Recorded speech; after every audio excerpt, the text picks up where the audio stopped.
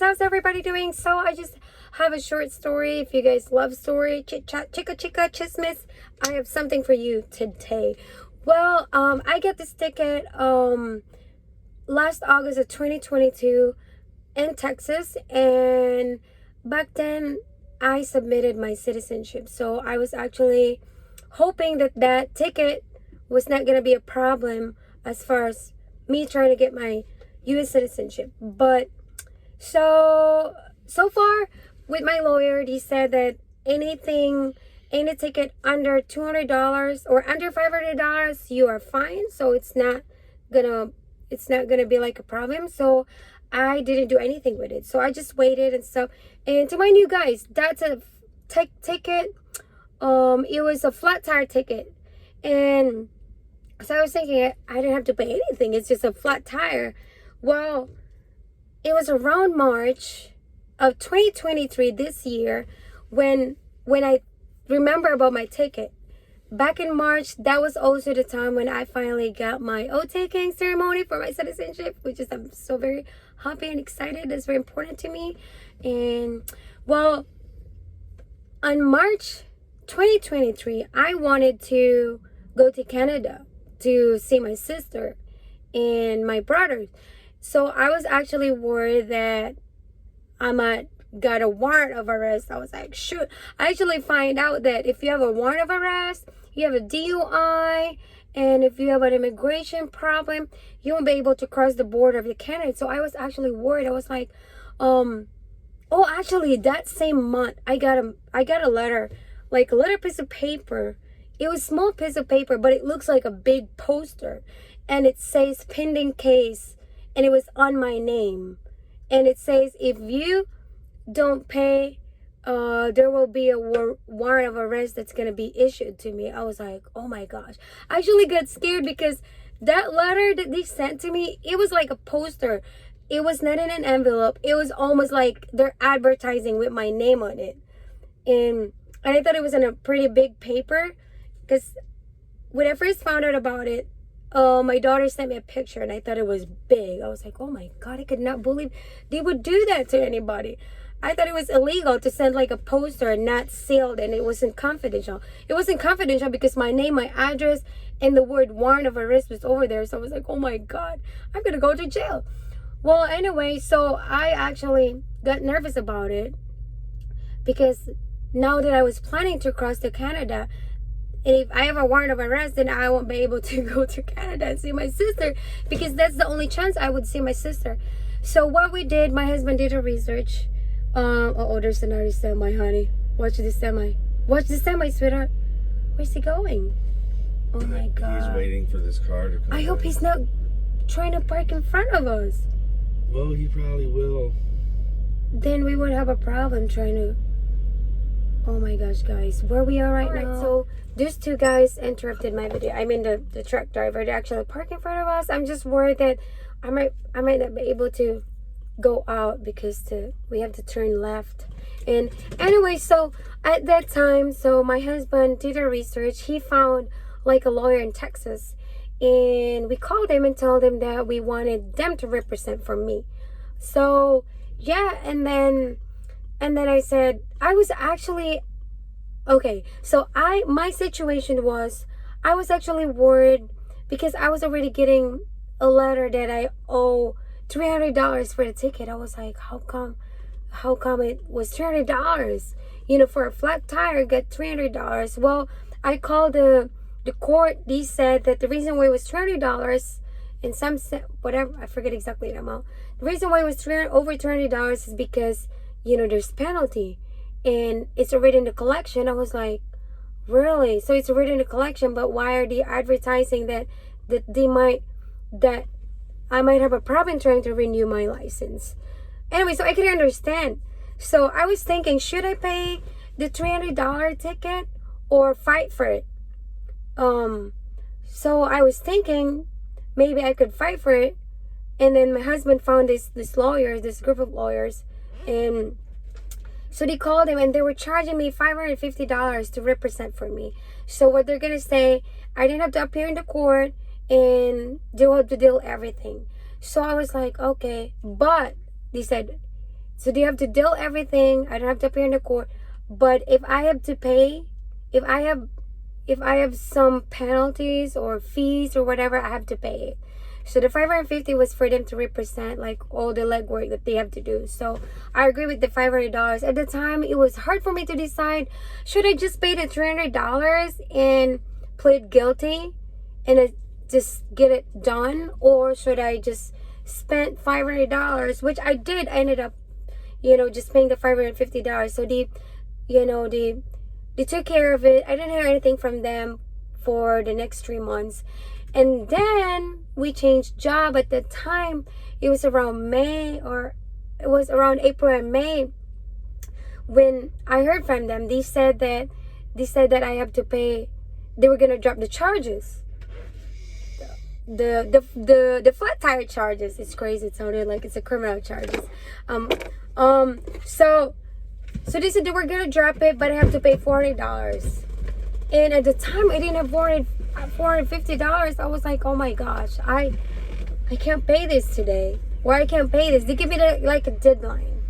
So, and at the time, I really didn't have money because my husband and I, we went through a hardship, and I have to decide where I'm gonna put the money that I have. I was trying to decide, should I pay for this ticket or should I pay for my mortgage and my $5,000 water bill? But it's a different story, you guys. Yes, we have $5,000 water bill. I just want to share that too. Maybe later on, I'm gonna tell you that story.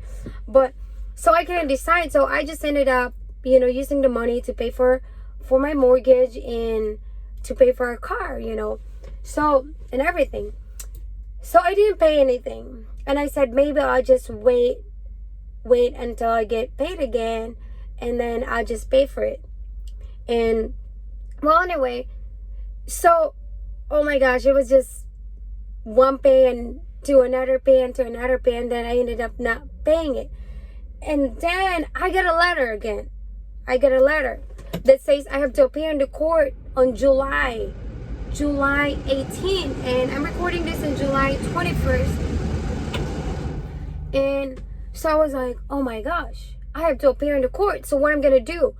What am I gonna do? So I have to appear in the court again. So I was actually worried. I was like, I thought my lawyer is there for me. I thought they're taking care of this already. Well, I called the court that sent me the letter. I said like, hey, I'd like to pay what I owe. I know I need to pay this amount of money. I'm aware that I gotta pay, but I didn't have the money at the time. Now I'm ready to pay for it. Well, I talked to some lady at the court and said, well, in this letter, in the file, it's showing like your representative wants to withdraw the representation for me. I was like, what? And she was like, did you fail to pay any attorney's fee or anything? I was like, not that I know. I said I paid him up front. So, well, I was like, she said you need to call your lawyer. And I was like, okay. And I'm gonna call them. And then, so they were saying they're not gonna accept the payment until I call them. Well, I called the lawyer that represent for me, and then they said that they were withdrawing my case. So they were withdrawing my case, and they're basically, at the time, they already dropped the charges. So I don't have a flat tire charge anymore, as long as I pay the ticket, and as long as I don't get another ticket in the next 30 days. The only problem that I have, I didn't have $400 at the time that they gave me, like the deadline they gave me. I didn't have $400.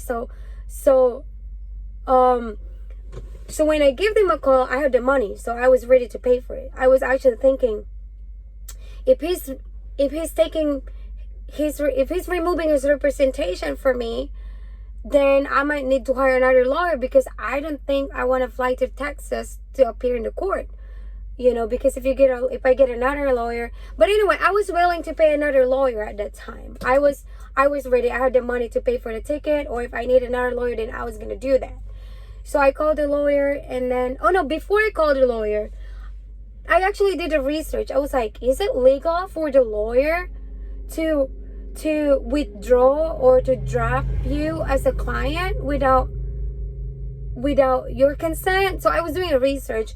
Well, I found out you as a client can actually drop them for some reasons, or the represent or the lawyer can't drop you as a client, something like that. I found like there's some, I forget what section it is. I can't cite, but there is something.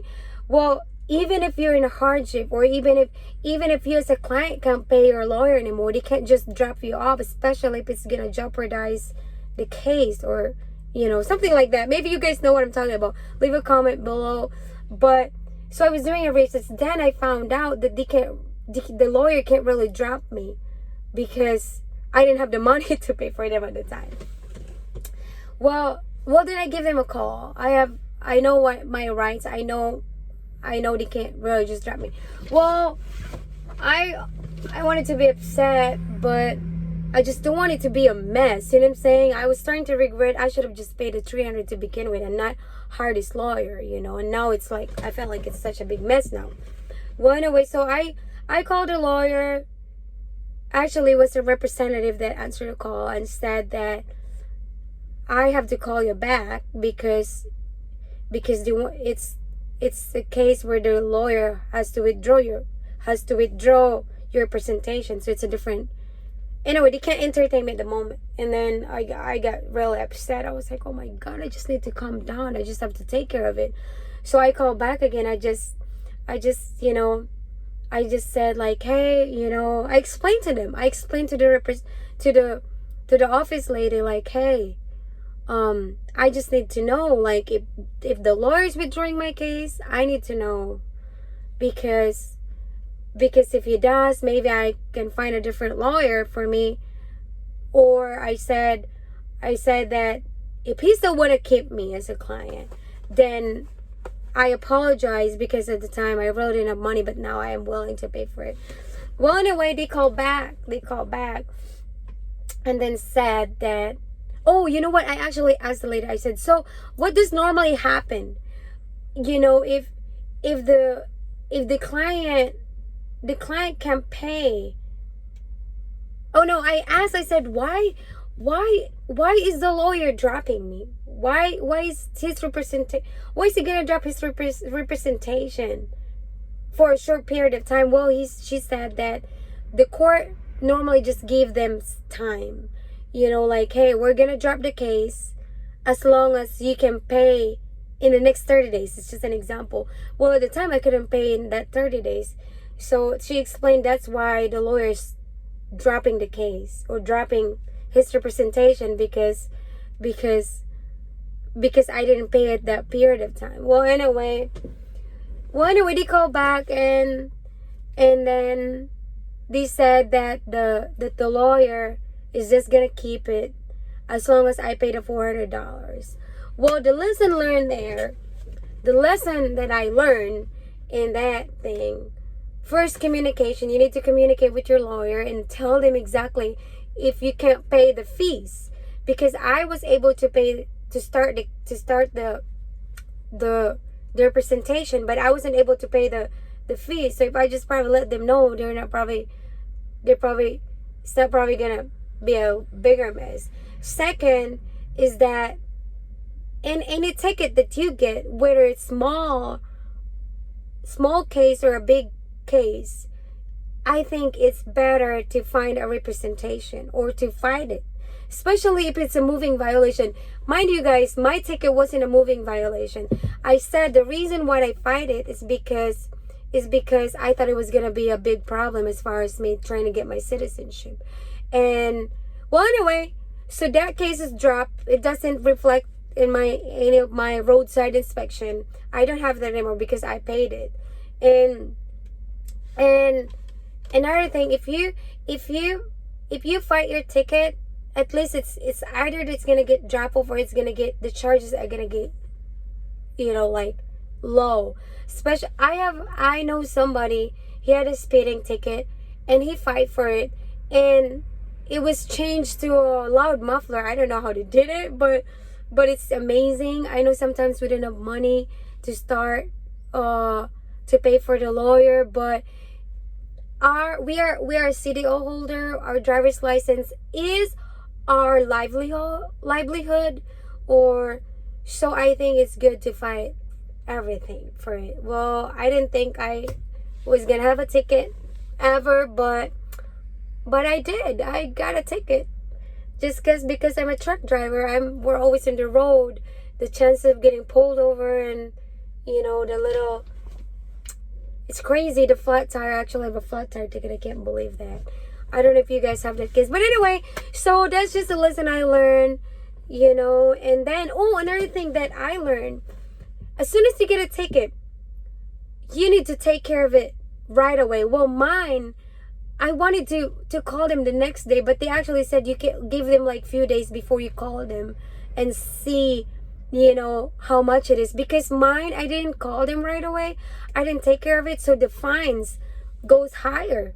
So my flat tire ticket was probably like $120, and it went $300 because of the fines and the court fees, whatever they do with that. So yeah, you need to take care of it right away.